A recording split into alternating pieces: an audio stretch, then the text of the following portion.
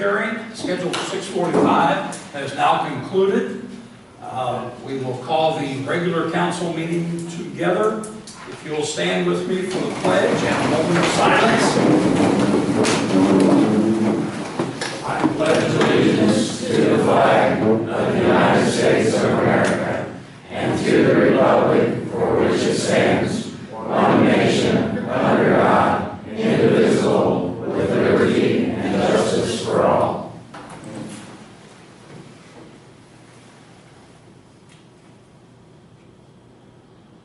You may be seated.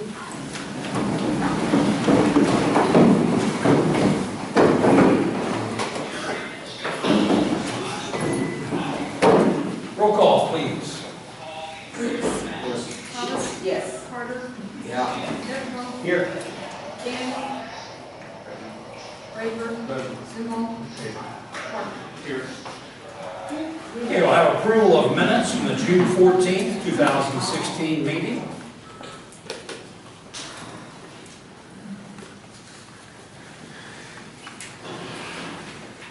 Would entertain a motion for approval. I'll make that motion. Motion by Clarkin. Or second? Second. Motion by Clarkin. Second by Clarkin.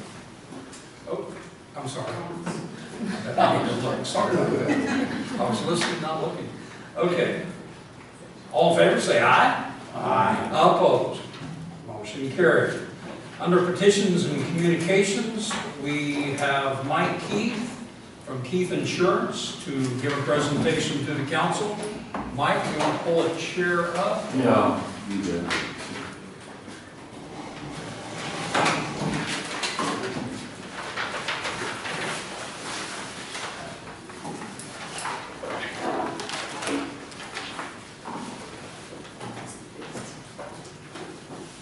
I was in a month and a half or two ago and spoke with the mayor and the clerk and pointed out to the mayor that it had been a couple of years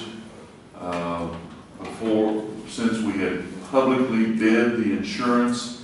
You know, I come every year, I present to this council. Some of you are new. I see some new faces. I see some people I recognize. But so we drew a set of bid specifications. We advertised those bids in the newspaper, and I delivered 2 bids to you this evening prior to the meeting. I guess the question is, are there any other bids? Okay. So this looks like a mountain of paper, but I try to make this as easy as possible by putting everything that's in that stack of paper, hopefully, is on this spreadsheet. So that we can all, let's count the copies here. If you run out. If I run out, I'll come back. Yeah, I'm going to need one for the presenter. Thank you. Okay. Presented you 2 quotations tonight. One is your current carrier, Savers Property and Casualty Insurance. And so the bid proposal that the mayor has and the clerk has for Savers is this bid right here. If you want to write across the top of that, it's at the bottom of the first page. Savers Property and Casualty. From you guys' standpoint, I'm going to need to go here. And the reason I give you these are the official bid documents that we're delivering. I do think I have an extra of those. We're probably not going to dissect those in great detail. I want to go back to the actual spreadsheet.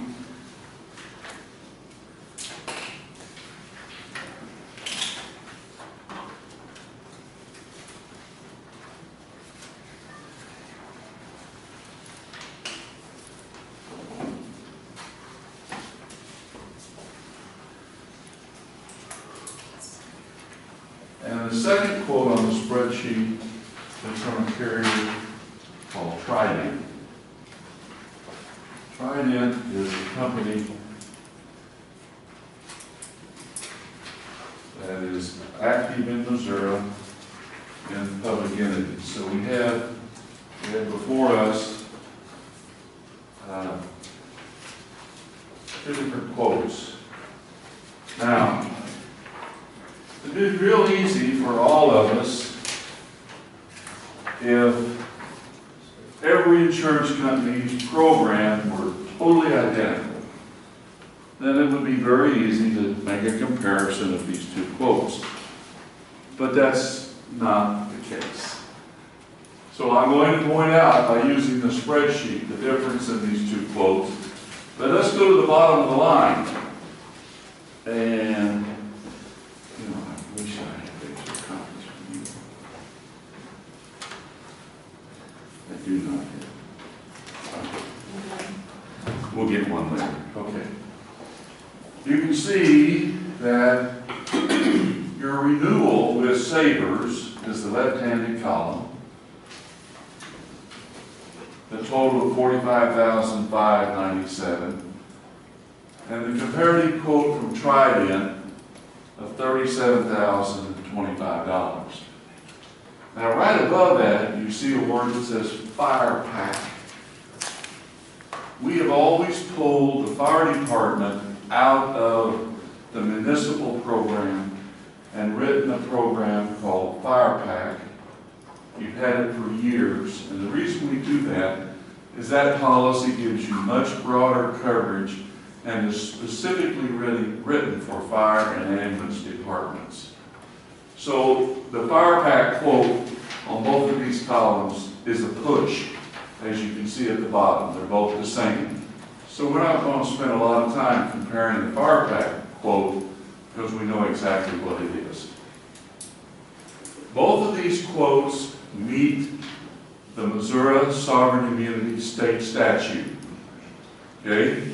City attorney understands that language. Cities, public entities in the state of Missouri are subject to the Missouri Sovereign Immunity Statute. All you really need to know is that both of these quotes meet that statute.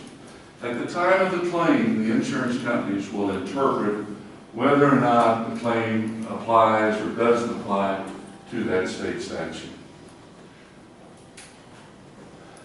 I'm going to point out as we take the spreadsheet the differences in these two quotes and why you need to make a decision. The difference in premium of approximately $8,000, whether or not there's a significant difference in coverage enough for you to change from Sabres to Trident. So we start with the property, and you can actually see that Trident did an evaluation of your property and actually provided about $500,000 more coverage on your property schedule than Sabres. That's because they did building evaluations based on square footage and they raised the values.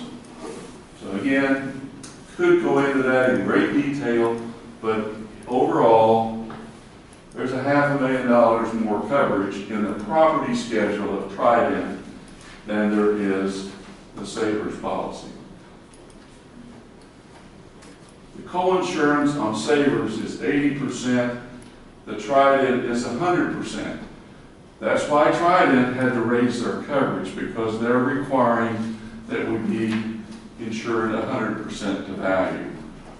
Where Sabres will allow you to be only insured 80% to value and not invoke a penalty on your policy.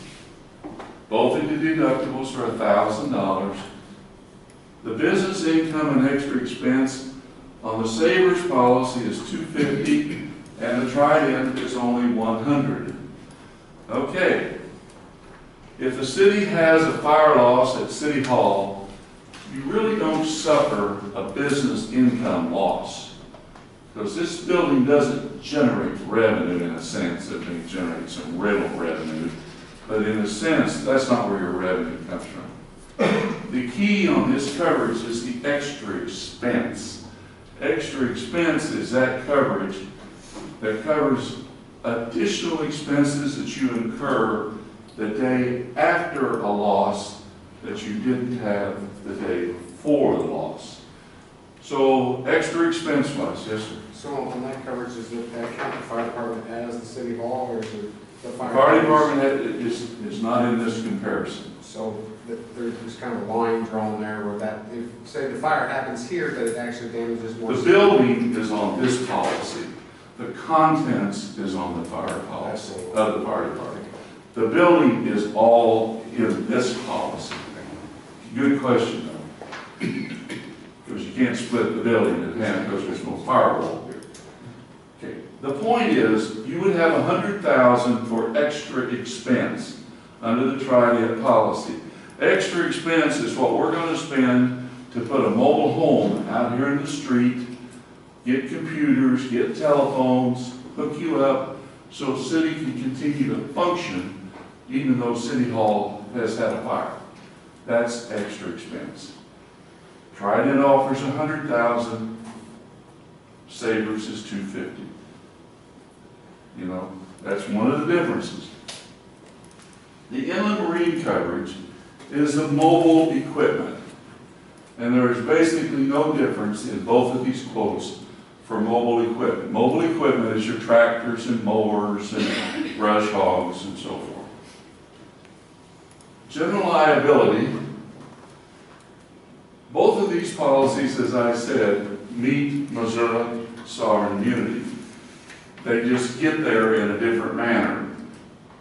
The Savers policy writes a $2 million each occurrence, $4 million general aggregate, where the Trident policy writes a $1 million each occurrence, $3 million aggregate, but if you go to the bottom of the page under umbrella, they add an additional $1 million umbrella under the Trident column. And both companies put the Missouri sovereign immunity endorsement. So both of them meet state statute Missouri sovereign immunity. One of the key differences as you look at under general liability is you will see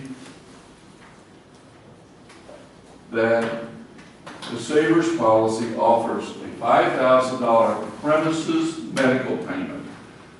Put a line or a circle on that $5,000. Because when you go to the right-hand column for Trident, you will see there is no medical payment under the Trident policy. Well, first of all, you need to understand what medical payments are. Premises medical is when one of these constituents came through the front door tonight, fell and broke an arm because they fell over their shoestring, not because there was any negligence on your part, but they were simply on your premises. The Savers policy would say, pick those folks up, Good Samaritan type coverage, take them to the doctor, we will fix them up to $5,000. Now, you say, well, that's not much coverage. Well, if you were negligent because you left the broomstick across the front door of City Hall, not the shoestring, then the coverage would go into the liability coverage. Now, so you say, well, why does one company offer medical and the other one doesn't? Premises medical is not required by Missouri state statute.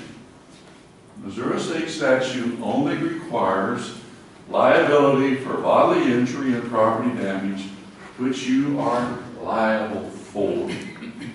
And that's why Trident does not offer medical. Okay, so in the last 5 years, I don't recall the city of Holden reporting a premises medical claim. Doesn't say next year you won't have 3 of them. The point of it is, legally, you are not responsible to pay premises medical unless you are negligent for that action. You caused that action. Okay? Employee benefit liability, it's a push between the two of them. Employee benefit is when Sharon makes a mistake and fails to add one of the employees to the insurance policy. 2 months later, they come in with a claim. She's made an administrative error. That's employee benefit liability.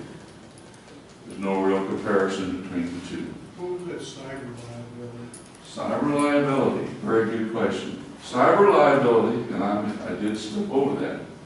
Cyber liability is when your computer is breached and your personal information that you house in your computer of your constituents, whether it be name, address, social security number, is used for criminal acts. So we've all heard about, who was the big box store that had that? Target. Target, okay. We all know about Target. Okay. If the city of Holden's computer is breached, this Savers policy has a $100,000 limit for cyber liability. The Trident policy has none. Okay. I have not yet had a cyber liability claim for a municipality. I will have at some point, trust me, but I haven't up to this point. Thank you for pointing out that I did over there. The law enforcement liabilities are identical. They both have $2,500 deductible.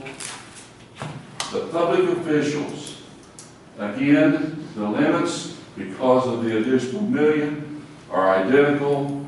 The deductibles are identical. And the defense cost is outside of the limit, and the defense cost does not apply to the deductible. So, under the Savers policy, on the Trident policy, the defense cost is within the deductible, which means if you have a public official's liability claim, you will have a deductible the moment that claim is reported if the company spends up to $1,000. That's what we mean by defense included in the deductible. On the Savers portion, the deductible does not apply unless the company actually pays a loss on your behalf. You see the difference between deductible included and not included in the defense cost. The employment practices, that's your hiring, firing, discrimination. Again, under the Savers policy, the defense cost does not apply to the deductible, but under the Trident policy, the deductible would apply. So there's a little difference in that coverage. The auto policies are basically the same, except the comprehensive deductible on the Savers policy is $250, and on the Trident policy it's $500. And then you see the umbrella under the Trident policy, and the reason for that is to bring their limits up to meet sovereign immunity. Then the fire pack is a totally different issue. Let's address questions about the comparison between Trident and Savers before we go any further and get any deeper than what we can handle. I went through this very quickly. Yes? Why is the terrorism 499 on Trident and 67 on the That is a very good question. Both companies have to provide federal terrorism. One company is writing it, obviously, a lot cheaper than the other. Theoretically, the city of Holden has the opportunity to either elect or not to elect to buy the federal terrorism. Every year you make that decision. Two different insurance companies, two different opinions on the cost of terrorism. So down to that point, I'm going to go back and rehearse the major differences. Premises medical is a $5,000 difference. Each deductible defense costs either included or excluded. Obviously, the Savers policy is a little stronger when it comes to defense costs, because in the event of the Savers policy, you don't pay a deductible unless we lose the lawsuit. With the Trident policy, you would pay the deductible if the company spends up to the $1,000. If they only spend $500, you pay the $500 deductible. A little bit of difference on the comp coverage, difference between $500 and $250.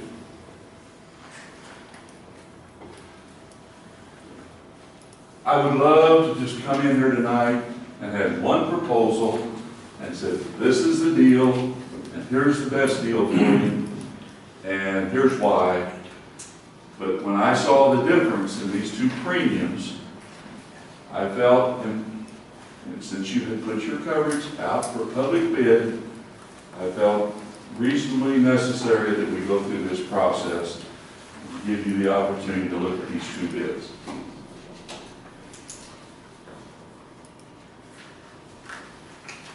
Other questions? What would you recommend?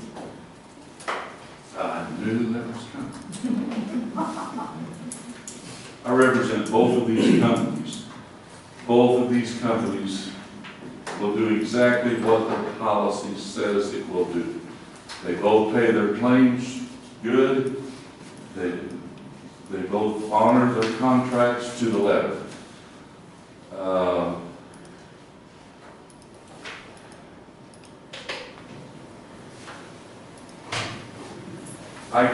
We could have situations where the Savers policy would pay you benefits equal to the $8,000 savings if the worst possible scenario were to happen.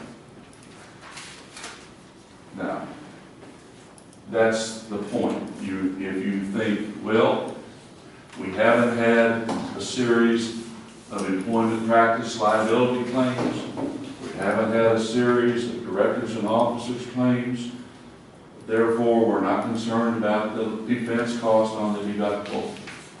We haven't had a series of premises medical claims, therefore we're not concerned about the fact that Trident doesn't offer the premises medical. So I'm not sure I answered your question, but I'm giving you the thought process. You represent both. I do, certainly. Is there, and there's $8,000 difference in $9,000 premium, is there that much, to ask the same question in a different way, is there that much difference in the coverage, in your opinion, in the coverage between the low one, between Trident and Savers? We're a bare bone budget. You're not required to provide premises medical. State statute does not require it. You're only required to provide liability for those claims that you are negligent for. So you can, in your mind, you can remove the medical question.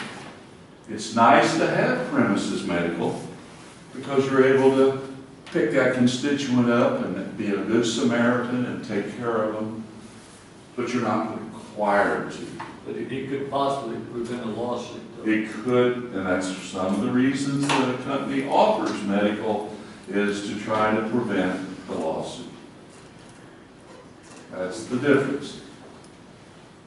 Is there $8,500 difference in these two coverages? It's, you know, I have a friend that every time I make a business decision, he looks at me and he says, Mike, did you consider the worst possible scenario? And I said, well, I think about that every time I make a decision, because you're going to ask me that question. If you look at the worst possible scenario, the Savers policy will be the best coverage for you. If you go on your last 3 years' history of claims, you should be able to, at the end of 3 years, say, we made a good decision by going with Trident because we didn't have those type of events. But you never know. You never know. Yes, sir. On this one here, I think it was the second one you gave out, it's got law enforcement per wrongful act, and this one has nothing. It's just deductible. Well, it's included in the GL. It's automatically included. Yeah, it's included in the GL, yes. Okay. The law enforcement is, yes, they're both identical in the law enforcement. It's just the way the program is written. Both of them have law enforcement. Both of them have the same deductible, $2,500. Counselor, do you have a question? Okay. The actual difference without the terrorism is $9,004. Okay, thank you. I had not done that exact comparison. If you don't take terrorism, you can say the difference is $9,004.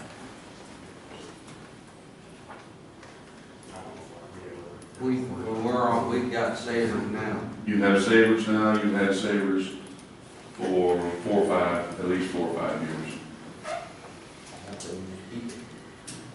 But we're looking at 8,000 difference. 9,000. Or 9,000. You never know. The only thing I'm thinking is the difference. Is there that much difference? How long have you got to make up our minds on this? Well, policies due at the first of the month. It's the only time we're going to have a meeting. You know, I'm not pushing you to make a decision, but you know, you're going to want me to come back, and I'll come back at any time if you want to have a special meeting. But I think you can take these and study it for a week, and you probably wouldn't change your gut feeling. But I'm not suggesting you can't table it, that's for sure. Do you have our current premium in your head? I don't have It's that. about 5,000 less. It was around 40 Current premium. current premium total. Yeah. But we put on, and something we haven't all talked about, we put on a $1 million some sewer project to this policy this year, right? Yeah. Yeah, there's been some coverage increases in the property when we've completed the sewer, wastewater sewer treatment, wasn't it? Right. Okay. Yeah. So there's a lot more, there's more coverage here than there was a year ago.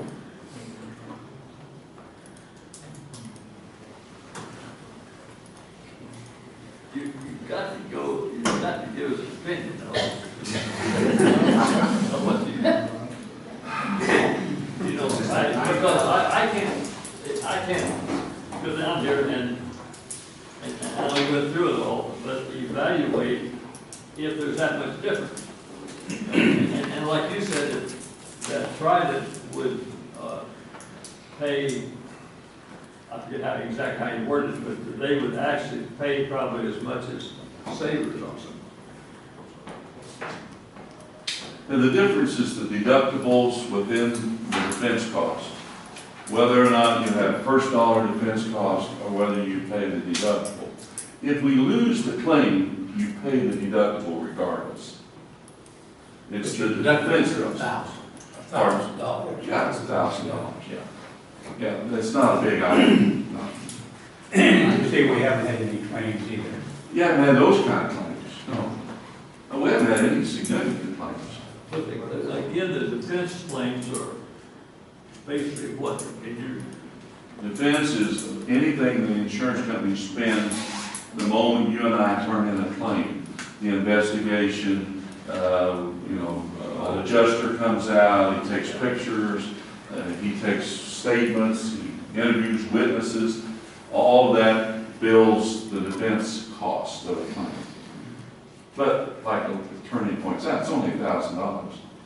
So if it's included or excluded, it's not a big item. It's just that $9,000 we could save that we could put somewhere else useful.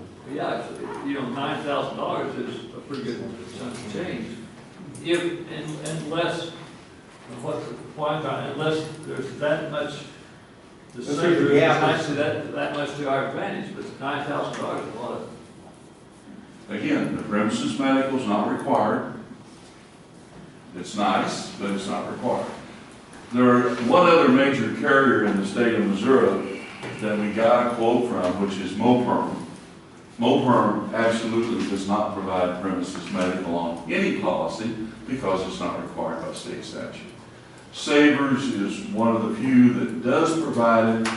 You've had it, but I don't think, Sharon, that we've had any claims under premises medical We've never had any accidents on that we've turned in. We've had- No race. it. Of course, if that prevented a lawsuit, 6-1. For the savings and premium, the Trident policy will meet your needs. Will meet your needs. Say that again. For the savings and premium of the $89,000 some dollars, the Trident policy will meet your needs. There's nothing missing in this program. Cyber liability, yeah, you know, 2 years ago, we didn't even know what cyber liability was. The Savers policy is $100,000 endorsement for cyber liability. Trident doesn't offer it yet. They will at some point. They just haven't caught up with the market rates and added that endorsement. I I don't see the know. benefit here, but what's the cost? It's included. Oh, it's included. It's Okay. included in the general liability.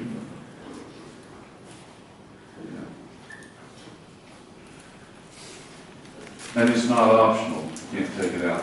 When Savers elected to provide cyber liability, they mandated that every policyholder purchase cyber liability so they could spread the risk among all of their policyholders and afford to provide the coverage at a reasonable price. The more it's in, the less it puts. Pardon? The more people that are in, the less it They puts. spread the risk among all of their policyholders. Now, I'm not going to take a lot of time on the fire pack policy. Fire pack policy is the same thing you've had all these years. It covers the portable equipment of the fire department. It covers the equipment, covers the liability of the fire department, the directors and officers, and the employment practices.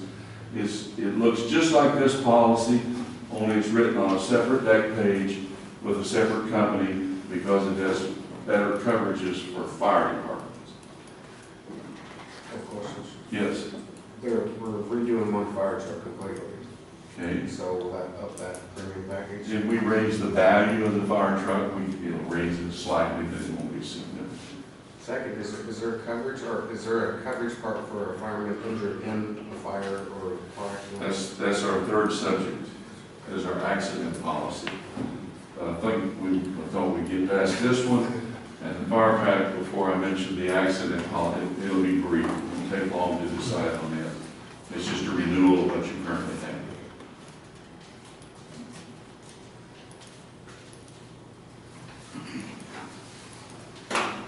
Any other questions? You've heard that the Trident coverage meets the city's needs. I make a motion, we go with Trident. I just second We have a motion and a second that will go with the Trident Company for new coverage. And I would ask also that we delete the terrorism coverage portion, which is optional, It is optional, yes. and just go with the basic. That's $499. yeah, Yes. making the coverage 36,526, I think. Okay, any other discussion? We have the first and the second. All in favor say aye. Aye. Opposed? Motion carried. Me?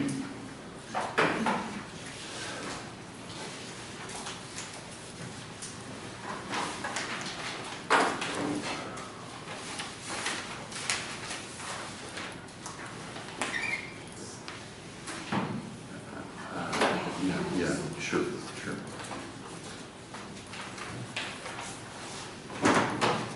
The mayor needs to sign where it says, I decline to purchase terrorism coverage. So, decline to purchase, is that the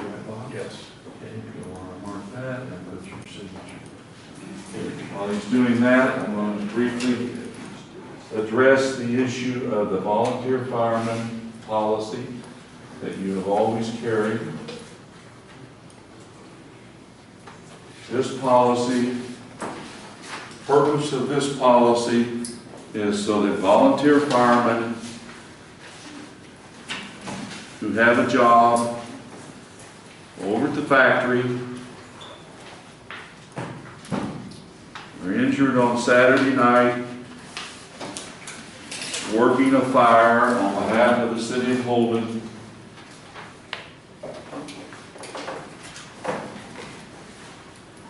Missouri Workers' Compensation will pay first dollar medical. So all the medical expense for that fireman will be paid. Fireman falls off the back of the fire truck, breaks his back.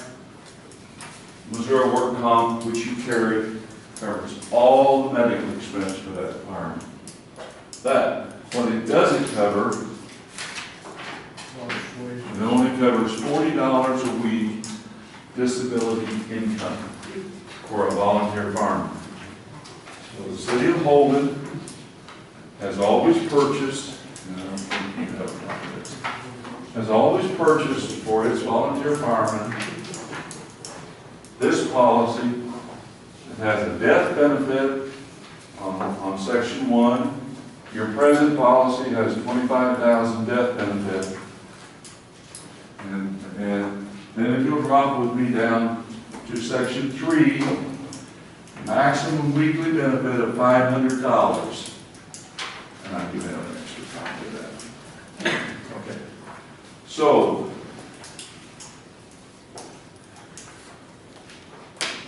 fireman falls off the truck, breaks his back, we pay 100% of the medical. Missouri Work Comp, state statute will only pay $40 a week for a volunteer fireman. You buy this policy so that fireman receives $500 a week. Okay? You don't have to have bake sales and pie suppers and chili suppers to raise income. He gets the 42, he gets the 40. He gets the 40 Plus the 500. plus the 500. Okay, your present plan is in the left-hand column, marked present plan. This is the 2 reasons you buy this policy. I'm not going to go through all the other bells and whistles on this plan. As you can turn the page, there's tons of additional coverages.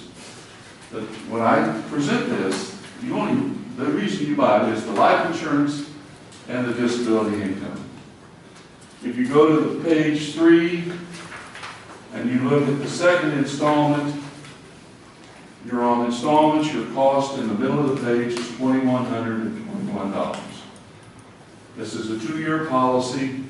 You're due for your second installment. Exactly what you paid last year, same coverage, same premium. You've had this policy forever. We see claims on these policies every week. Okay? I make a motion, we do that. I want to ask, Yes. it's not a question, it just seems like the extra coverage might be worth the difference on Plan 1 versus the present. The Plan 1 has $50,000 death benefit, has $500 a week, and the difference in cost would be about $880. We give them twice the death benefit.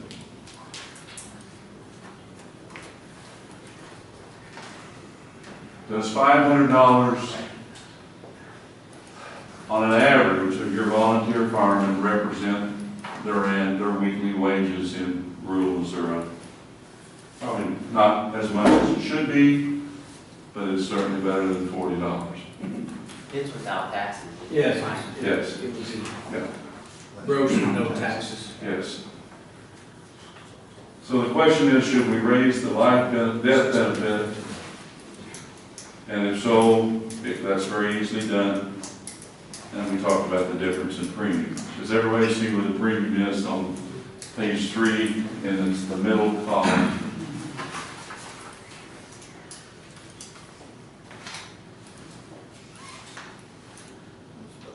And again, I could spend an hour talking about all the other bells and whistles in this policy, but they come with it. But the reason you buy it is the death benefit and the weekly benefit. I kind of see what the police department was doing there. Well, I like the plan one year better myself. It was around $822 for each year, when we have the 2 installment, So it raised it up from 21 to 29, 29.40. Instead of 21.21, it would be 29.40. No, it would be 30/30, sir. That's right. Well, I'm not saying it'd be 30/30, but I'm not saying the difference. Oh, okay, but yeah, your annual would be 30, it would be $3,030. Right, which is the difference of $822. Yes, sir. Well, that's just my feeling about it, for what it's worth. To go with platform. Yeah, I just feel like if a volunteer fireman did get killed on the job, chances are they're gonna have a family, and there's gotta be some kind of protection for them. Okay, we have a motion by Carter to accept Plan 1. Is that right? Is there a second to that motion? Second by Weeks. Any discussion? If not, all in favor say aye. Aye. None opposed. Motion carried. So did we stay at 25? No. We went to 50. Yeah, 23, I went to Plan 1. All right, Plan 1. we went to plan 1. Thank you. I'm not slow, I'm just a little behind. Okay. All right. Any other questions? Sharon, the mayor both know they've got me on speed dial. They've got my office staff on speed dial. If they have any issues, they know where to reach me. I'm in and out of Holden frequently. I have an office in Warrensburg, have an office in Higginsville and Odessa. This account is handled by myself out of the Clinton office. I've had it, I believe, since 1988, if I'm not mistaken. So, appreciate the support, and we'll get it taken care of. We thank you. Thank you. Sharon will clean up the pieces tomorrow. Okay, next on the agenda is Jack Dillingham to talk to us about the bond issue that the public passed in April. Thank you, Mayor Edwards, and Council. Jack Dillingham with Piper Jaffray. Here tonight to discuss moving forward at this time with the issuance of the bonds and to answer questions with regards to the process of getting from here to there, if you will. The point is that we're to the point in the calendar year from a standpoint of setting the tax levy, that's your tax levy hearing coming up in the latter part of August, that to implement the tax rate necessary that was communicated to the voters back when the bonds were voted in April, that the property tax per $100 of assessed valuation, if the bonds were passed, would be going up just under 10 cents per $100 of assessed valuation. Actual number is 9.5 cents. That would obviously be what was necessary, along with the current debt service levy on the 2004 bonds for the fire truck at that time, to put the city in a position that obviously you'd be generating enough tax revenue to pay debt service on the refunding of the old issue and the additional $185,000 of debt that was approved by the voters, and take the tax levy from just under 12 cents per 100, 11.86, to 21.36, or just over 21 cents per $100 assessed valuation. And so we're at that time of the year with regards to the forms coming out from the county clerk This is Form C for debt service, a separate fund from the general fund altogether. That to have the ability to fill in the blanks, if you will, with respect to anticipated debt service and the reason for the levy to increase this 9.5 cents per $100 assessed valuation. We need to be moving forward with issuing the bonds. I've also had communications from the fire chief describing to me a list of equipment as well as the refurbishing costs related to the project, the truck itself.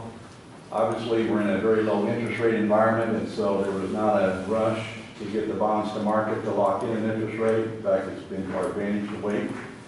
But at the same time, we didn't want to also start the interest on the bonds until we were closer to the point that we either needed the money to start paying costs related to the project or the truck, et cetera, or what I've just went through and described, that, okay, we're kind of backed into a timeline that we need to be moving forward anyway, from the standpoint of setting the levy, at the levy hearing. So there's a resolution that the bond attorneys at Gilmore and Bell have prepared that puts a little more formal approval or authority from the council to move forward.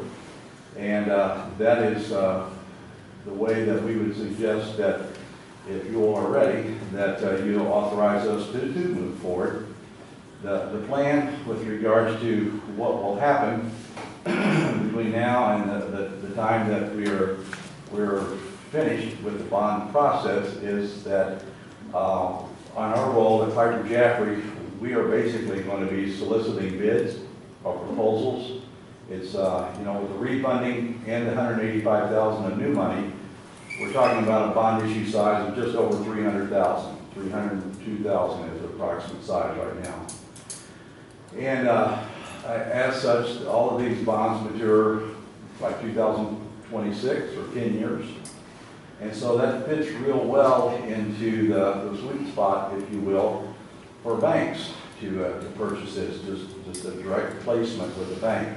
And so we're hoping to have the authority to move forward and send out tomorrow, you all are ready, a request for proposals, which will go to the area local banks. We would obviously hope F&C, First Central, et cetera, that those would compete and submit us proposals or bids, and then come back to you all with the results of those, with the actual bond ordinance to issue the bonds with the interest rate locked in and ready to move forward to close right at the end of August.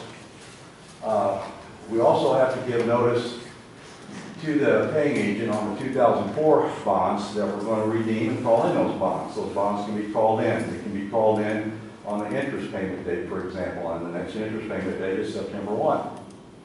We need to give them 30 days notice. So it's been determined that while we got time, we can't wait until the August 9th council meeting to do that. So we're looking at, if you all are agreeable to moving forward and then setting a special meeting, short special meeting to consider the bond ordinance, the last week in July. So the 28th to me makes sense. That's a Thursday. We could do it as early as Wednesday night if you couldn't handle form, and we frankly could do it as late as Friday, if you will, from a standpoint of if that gets us where we need to go. Our estimated interest rate for the bonds that we're using in our numbers at this point in time is 1 3/4%.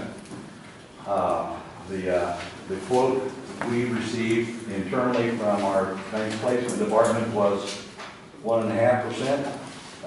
I think that's, outstanding. It's hard to believe that you'd be refinancing this. To put it in perspective, the total interest cost at 1 3/4% on $302,000 over 10 years is $27,500 is the total interest cost. So obviously, interest is very little part of paying back this amount of money in 10 years at 1 3/4%. So I've communicated to the city in an email leading up to what we're talking about here tonight, a range of 1.5% to 2%. But the point is, it is very likely that it will be under 2%. And therefore, that in turn also provides us some savings. The refinancing helps us to be able to set the tax levy with just that 9.5-cent tax per $100 increase, but it also saves us net savings on debt service on the existing debt of over $8,000 after factoring in a pro rata share of the fees. So net savings of about $8,000. So those are, I think that's kind of a summary of the numbers and kind of the rationale for why to move forward at this time. And that we could wrap this up by August 30th, call in the old issue September 1, give the 30 days notice to the bank, United Missouri Bank of Kansas City, that serves as paying agent as required by the ordinance on the old 4th issue. But it will require a short special meeting to pass the bond ordinance based on the best proposal that we receive back. We would have the proposal due Tuesday the 26th, with the idea that we would have a meeting as just outlined later that week. And we would obviously be making a recommendation at that time for the bid or proposal, if you will, that provides obviously the lowest borrowing cost. That's locked in and fixed for the term, simple interest, no reset on rate, just a fixed rate, 10-year permanent financing. So with that, Mayor, I might answer any questions. As I said, we certainly have visited with the fire chief about the use of proceeds with respect to refurbishing and equipping, and have become comfortable that all of the equipment that is on the list that I saw would be equipment that would stay on the truck. That while it may not be literally bolted down, it is equipment for that truck.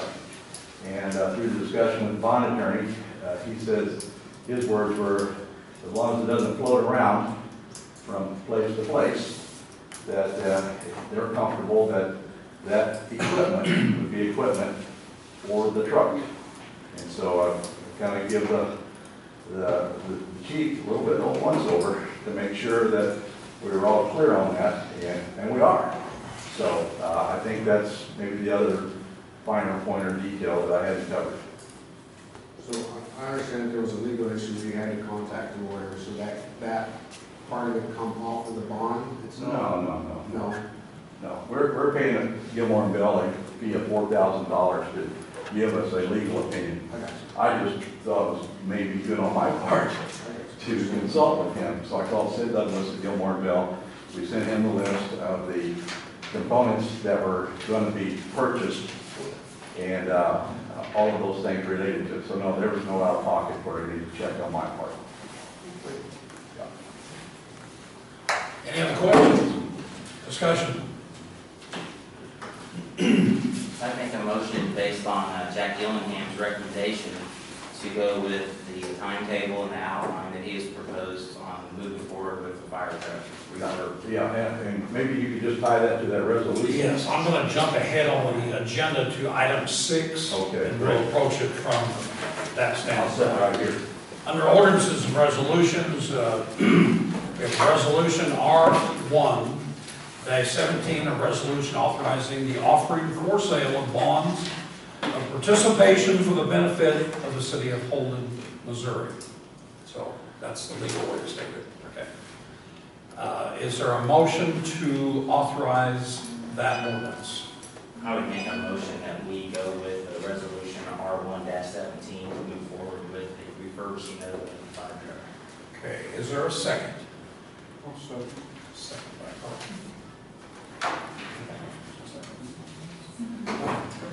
Okay, all in favor, say aye. Aye. Opposed? Motion carried.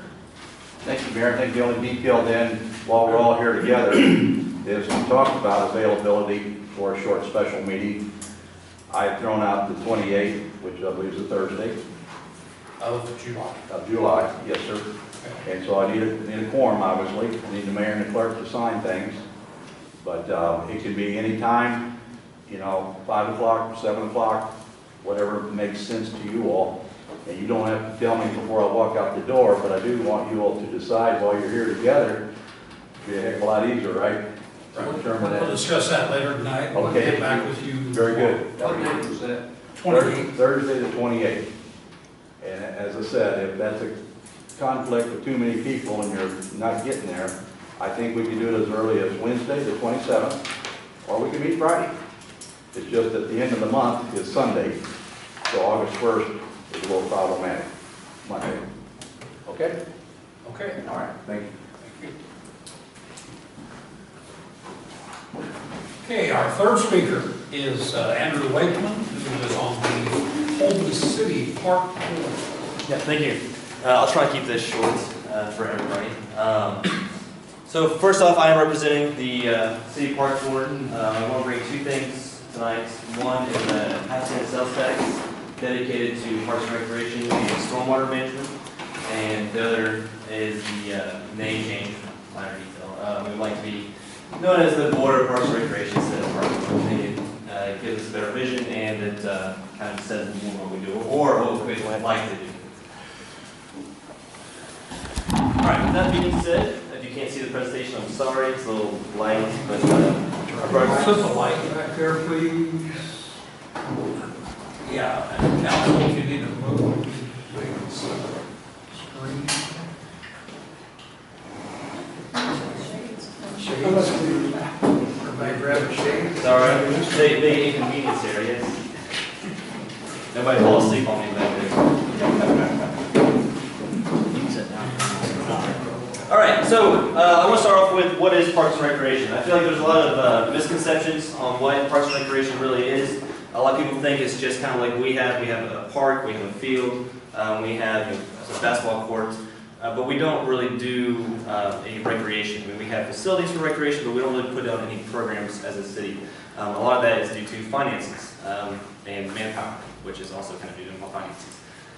So parks entails trails, which we don't really have, shelters, which we have at the lake or at the park, and then we have the city lake, which we want to better utilize for green space, playgrounds, and then you can see, as I mentioned, courts. So the biggest thing I want to talk about is classes and special events, which I will get to later. So benefits of Parks and Recreation. What we want to get to, I don't know if we're really at it right now, but what I want to get to is all of these. So we want to bring the community together more. So we do some things now, not necessarily as a park board, but as a community that brings the community together, but we want to do more. I think we're all kind of on the same page and we want to improve the community. So we want to bring the community together more. We want to give something for families and youth to do. Sorry if I shout this at anybody, I'll try not to. Gives teens something to do. We can also employ teens, give them part-time jobs or other young adults if we have the finances to do it and the management. Those are all logistics that we have to figure out later. This supports low-income families. So through Parks and Recreation and through a sales tax, we can provide programs that are inexpensive for people of all ages.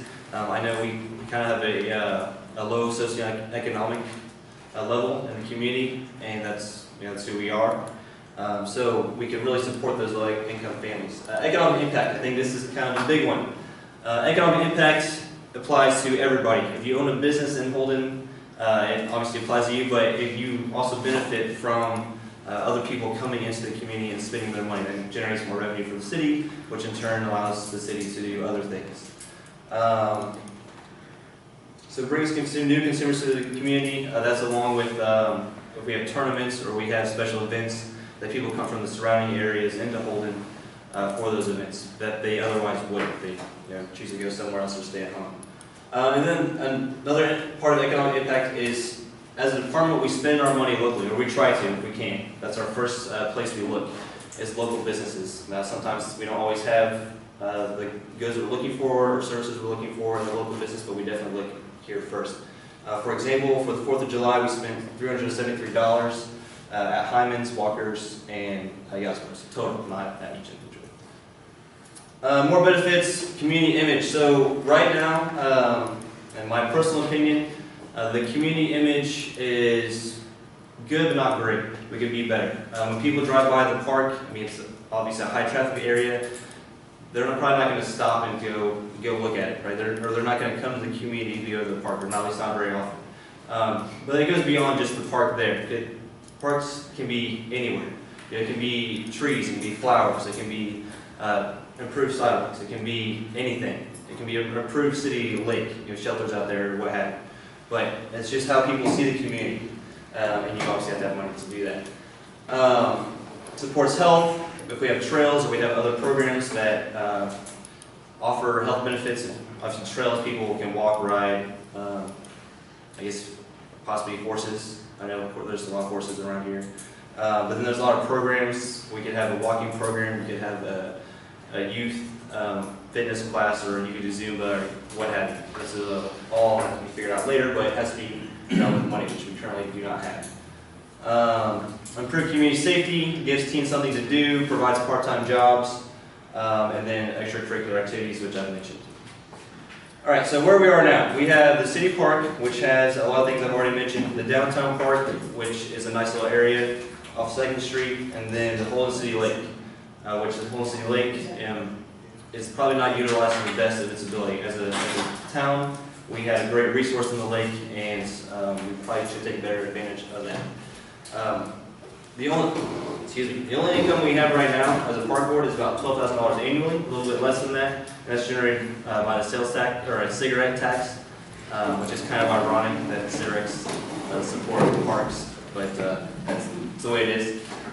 So we have about $12,000 annually to spend, which, as you can imagine, does not go very far. All right, so these are some of our current facilities. These are the city park, the playground, the restrooms, which could be improved. The basketball court was recently added by some volunteers on park board, and then the concession stand, which all of that's been there a long time and hasn't seen drastic improvements. We tried to make little improvements where we can, but as I mentioned before, we don't have a lot of funds to do that. So, where do we want to go? This is a big thing for me, and this is kind of my vision, and our vision as a park board, or Parks and Rec board, depending on how you go. So, we want to improve our current facilities.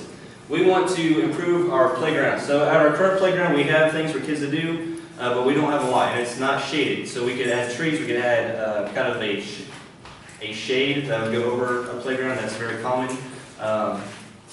We want to increase our ADA accessibility, Americans with Disabilities Act accessibility, so children with disabilities really can't use our parks right now because of just the way they're designed. We have pea gravel around the playgrounds. If you're in a wheelchair, you're probably not going to be using that. I think it would be very difficult, and kids don't want to be carried from equipment to equipment. Improve the fields. Can't really read that. Oh, and improve the other fields. So the idea for a park board and what I want to get to, which I'll mention later, is partnerships. So we not only do we want to improve the city park, but we want to improve everybody's facilities through partnership. And I'll mention that later, so I won't go too much on that. And then better utilization of the city lake, which I mentioned. We could have more events out there. We could build shelters. We could maybe build a trail around the lake. And then greater recreation focus, like I've said, summer programs, youth programs, and then hosting maybe adult leagues, more adult leagues, and then more special events. Okay, we want to, like I said, bring the community together. All right, so trails is a big thing. Right now, we don't have a lot of trails, and I've spoken with a lot of people, obviously not everybody, but everybody I've spoken with really mentions trails. There's not a whole lot of opportunities for people to get out unless you want to go out on the sidewalks, which in certain areas have seen better days, or if you want to go out on the road. Okay, so a trail would provide a safe place for people to ride, walk, and give them the opportunity to exercise in a better way. And a lot of communities have that. Unfortunately, we do not right now. So trails around the community, trails around the lake, and then maybe this is something we'd have to discuss as a board and other partnerships, and maybe connection to the Rock Island Trail. That's something that we would have to discuss later. And then purchase of developed lands. We mentioned maybe purchasing the 20 acres south of the park. I think that would probably be on the back burner for now. We'd have to improve what we have already, and then more green space. Okay, and this, I don't want to talk a lot about stormwater drainage, mostly because I don't know a lot about it. It's not my area of expertise, so I don't want to kind of speak out of turn, but the part of the money generated by the sales tax would go to stormwater management, and which in certain areas of the city needs to be improved. So here are some pictures from parks departments that are local where I worked for. So my bachelor's degree is actually in Parks, Recreation, and Tourism, so this is kind of one of my passions. this is in Lee Summit where I did my internship. They have a nice facility with fields, it's well maintained, nice paved parking lots that's centrally located. Warrensburg, I'm sure most of you have probably been to the Warrensburg Community Center. My vision is to maybe have a trail in the CAC, which through partnership, we can work with the Hope Coalition. This is in Pleasant Hill with the trail, and then Stevens Lake in Columbia. This is kind of what I had in mind for maybe the City Lake. Not exactly like this because we're not Columbia, we're our own people, but something that will give people more opportunities for recreation. All right, so like I said, local partnerships. In Holden, we have a lot of different organizations, and that's mostly because people have different interests and they run with those interests. And that's great because if they didn't, then we wouldn't have a whole lot of what we do now. The Sports Association has built the fields on the north side of town, Hope Coalition, the CAC, the Thrift Center, Optimist, the soccer, Chamber does a lot, Saddle Club, etc. So through local partnerships, we want to improve the community as a whole. Okay, we don't just want to focus on parks as like a city park, we want to improve everybody. So through partnership and through contracts and through written agreements, we would improve all facilities and all programs. So looking at this, don't just think this is just for City Park or this is just for the lake. This is for everybody. Right? We're all on the same team. We want to see the city improve. So through partnership, we can improve everything. So like I said, the baseball fields, Hope Coalition, we can improve marketing. So right now it's difficult for people to sign up for something or maybe hear about something because everybody does their own thing. So we could have one central location for marketing, maybe have one website that takes you to the links for the other events, but people would know to go to this one page. I think we'd have more involvement because people would hear about things more and they would just get more information. Central location for signups and then increase in community involvement, which I've mentioned many times. Alright, so here's the big one. This is what I'm really here for, the sales tax. I've spoken with Tracy Brandner, she's the Economic Development Director for Johnson County, and she gave me the numbers based on the last 6 years. I just did the last 5 years to create my average because I feel like 2010 is pretty long ago. It's really probably not really relevant to the numbers anymore. So the average, if you base a half-cent sales tax on those 5 years, is about $128,000, which I was actually very surprised at that number. That's a lot more money than I thought it would be. So this would be possibly, just projected, not guaranteed, of what a half-cent sales tax would generate. So to what I think, and this is just my opinion, this is definitely subject to change. We would discuss it as a park board, or Parks and Recreation Board, and there are partnerships and etc. But we spend a lot of money on maintaining current facilities. Okay, why build something new if we can't maintain it? We'd also dedicate a lot of money to improving everything, capital improvements, acquiring more land, building trails, and improving current facilities, such as putting lights on the other 2 fields north of town, maybe putting lights on the soccer field, new bleachers, maybe paving, walking trail, etc. You get the gist, you get what I'm saying. And then 10% for recreation programs, 5% for the stormwater, and then 5%, excuse me, that's just 15% for part-time employees. Okay, we really want to get youth involvement. I think the youth of the community, they don't have a lot of opportunities, they definitely have opportunities, but we could give them a different opportunities to work, such as a summer program where they mentor younger kids. So you get high schoolers that have some type of, we give them or create a summer program, and then they are the leaders for this program that works with maybe elementary students. All right, so what I would like tonight is for you to first vote on the name change. That's the easy one. You guys yes or no. We would like it to be Board of Parks and Recreation instead of Park Board. And the second one is to vote on the sales tax, half-cent sales tax, to be put on the November ballot. This has to be decided by August 28th, which he was talking about earlier, which I guess is Thursday. So you can either decide today or next month, preferably today, for me, so I don't stress out for retirement. But so that has to be decided by August 28th.